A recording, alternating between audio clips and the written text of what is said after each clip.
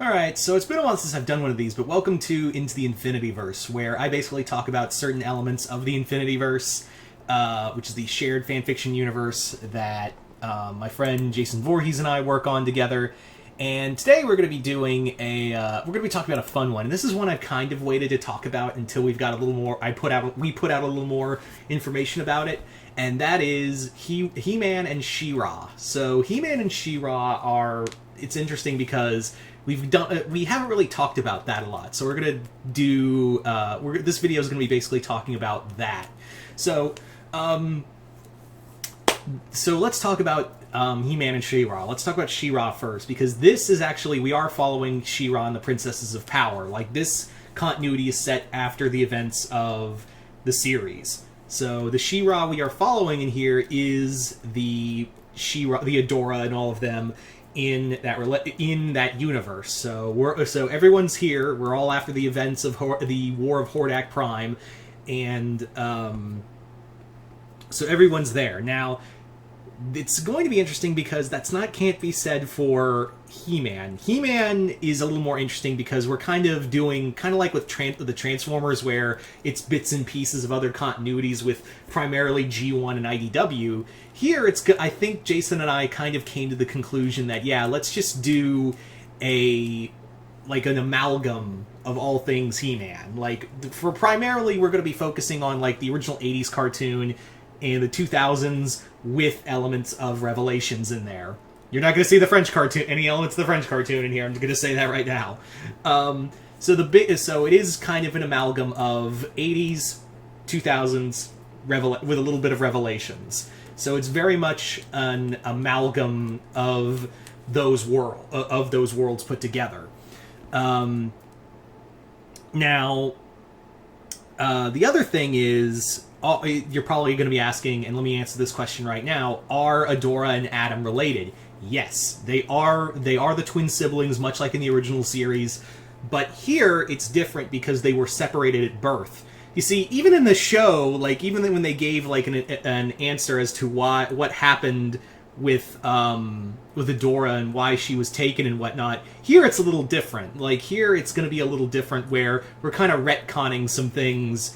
That yes, Adora is from Eternia, but what happened was that the sorceress separated her and her and Adam from birth, and it was the sorceress who actually brought Adora to Etheria. She's the one who brought it to Etheria and made sure that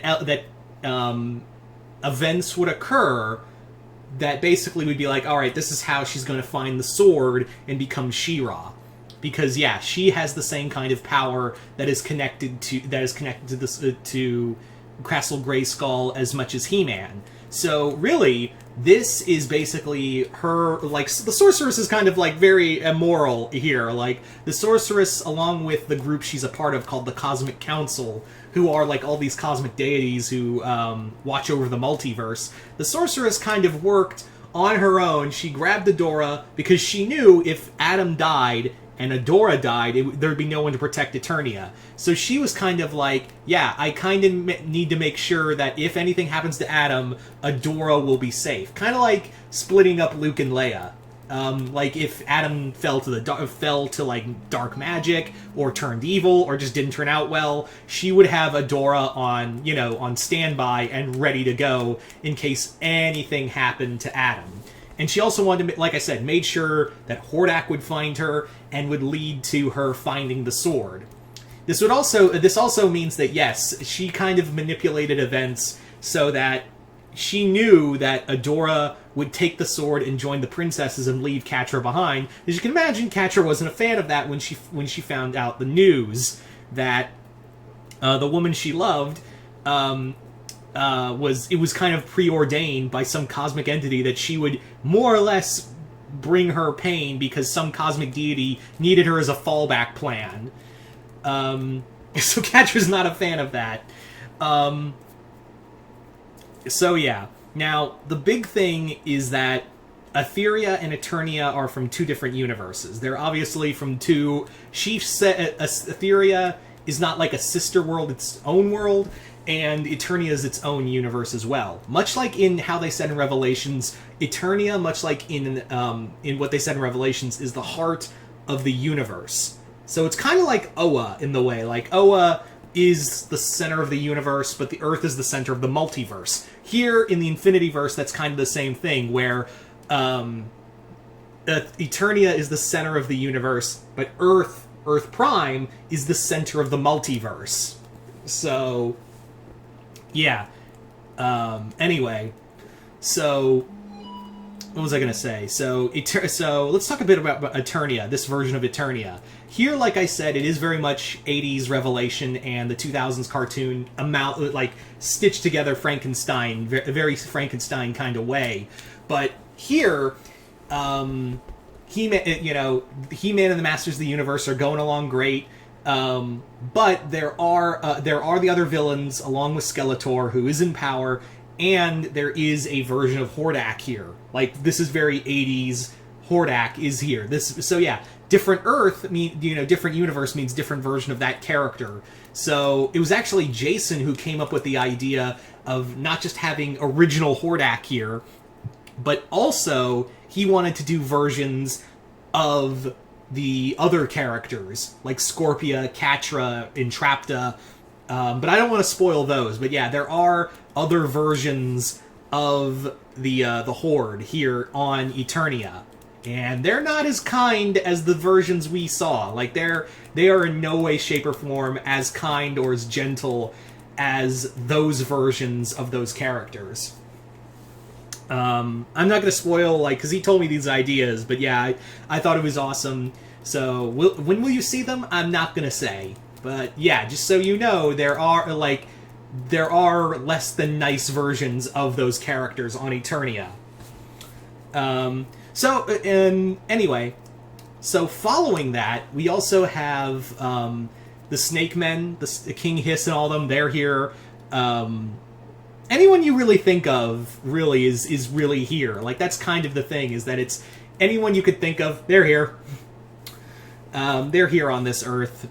But anyway, the other thing that I wanted to bring up is that in this universe, we're kind of following what DC did in the He-Man crossovers with Thundercats and Injustice, is that the Castle Grayskull is a nexus point to the multiverse, and is like one of those important things that the Cosmic Council have to protect, because it is like a doorway and a nexus point to the other worlds of the multiverse.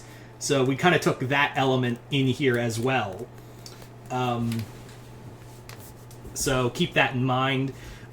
Speaking of multiverses, we're also going to be building up to Entrapta trying to find a way into the multiverse, because now she's curious, like, what's out there in the multiverse. So yeah, she's going to be Entrapta is going to be having her own adventures, because yeah, Jason really really talked about enjoying wanting to write Entrapta, which I don't blame him, because we all stand for purple hair manic child.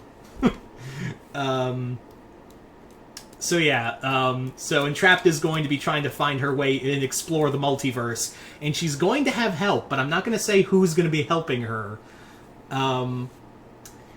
But I will say it's a character you've always like, everyone says those two should be friends. Like, those two characters should be friends, and they're going to have they're going to find a way into the multiverse for their own reasons. So yeah.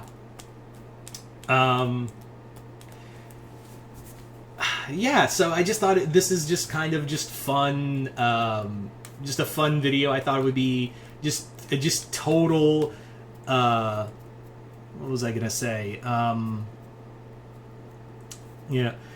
Oh, I should also mention that no, Adam doesn't know that Adora is still alive. That's the other thing I forgot to mention earlier, is that no, Adam has no way, shape, or form knowing that Adora is still alive in the multiverse, and because he's basically been grown up to believe that he had it. Yeah, he knew he had a twin sister, but he was always led to believe, because even the king and queen were also like, yeah, we lost her, and it was just you. Like, you were supposed to have a twin, but we lost her in childbirth. And because the sorceress basically told us like, oh, you know, you did have twins, but I'm sorry to say you lost one. You know, the daughter is gone, but you still have a son. Cool. I'm just gonna go real quick. I just need to go real quick. So yeah, the sorceress basically lied to everyone's face, saying, oh, you know, you had twins, but you lost one. Like, she basically told the royal family, oh, you had twins, but one died. But don't worry, you got a son. Cool, I'm gonna go. I got a thing. So, like I said, the sorceress is pretty morally gray. Much like with the rest of the Cosmic Council, who are equally morally gray characters. So that was kind of the idea. What else was there I wanted to bring up? Like,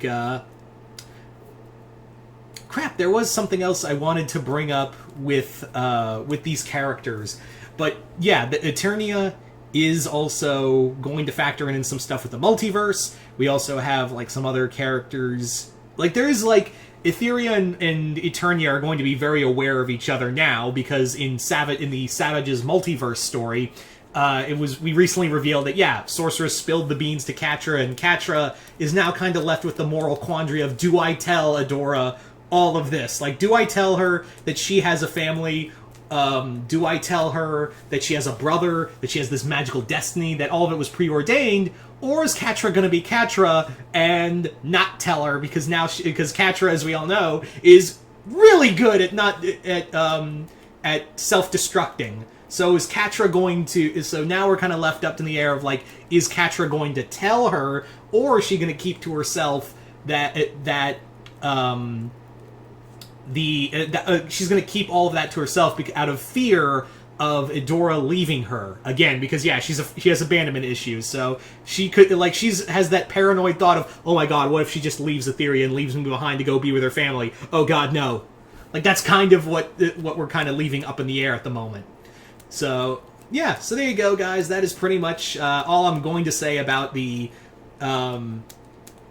He-Man and She-Ra stuff for the Infinityverse. But yeah, you guys tell me in the comments below, what did you guys think of it? Like it, hate it, comment below, let me know. Once again, I'm Mr. Multiverse. I'll see you next time in the Multiverse.